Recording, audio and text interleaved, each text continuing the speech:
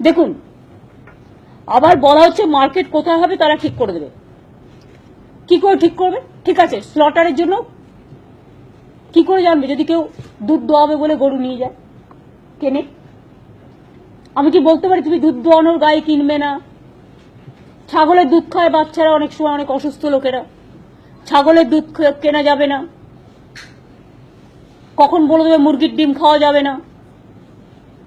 আমি তো এখনো মনে করি, আমি ভেজিটেবল খুব ভালোবাসি এবং আমি একদম পক্ষে। উদ্ভিদের প্রাণ আছে, আলু কেন কাটা হবে? পটল কেন কাটা হবে? পেঁয়াজ কেন কাটা হবে? লাউ কেন কাটা হবে?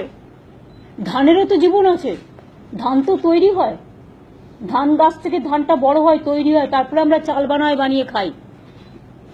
সুতরাং কে কি খাবে, কে কি পড়বে, কে কি করবে, নর্থ ইস্টার্নের দিকে তাকিয়ে দেখুন, অনেক মানুষ এর উপর নির্ভরশীল।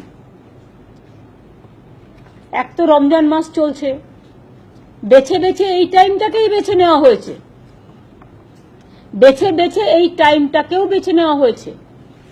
শুনুন, আমি এখনো বলি আমি পাঁঠার মাংস পর্যন্ত খাই না, কিন্তু এটা আমার নিজস্ব ব্যাপার, আমি কি খাবো, আমি কি পরবো। কিন্তু অন্যকে কি খাবে আমার কোনো অথরিটি নেই তার মুখে একটা লুকোপ্লাস্টার লাগিয়ে দেওয়ার। আমার তো মনে হয় ফার্স্ট লুকোপ্লাস্টার যারা আইনটা করেছে তাদের মুখে লাগিয়ে দেওয়া উচিত। তার কারণ হচ্ছে তারা কনস্টিটিউশনটা মেনে চলছেন না।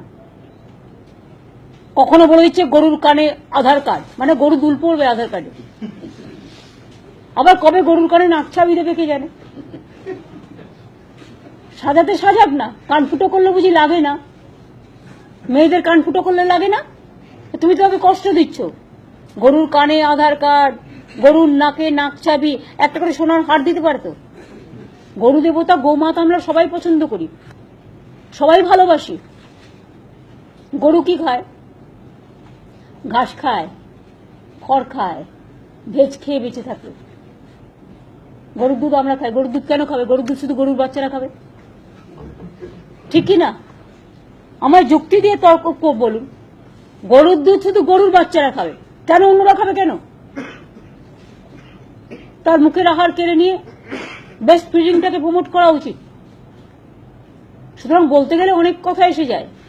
সুতরাং I am sorry to say all this. আমি কাউকে অ্যাটাক না করেই বলছি, আশা করি লোকের সীমাবদ্ধতার মধ্যে সীমা লঙ্ঘন করবেন না।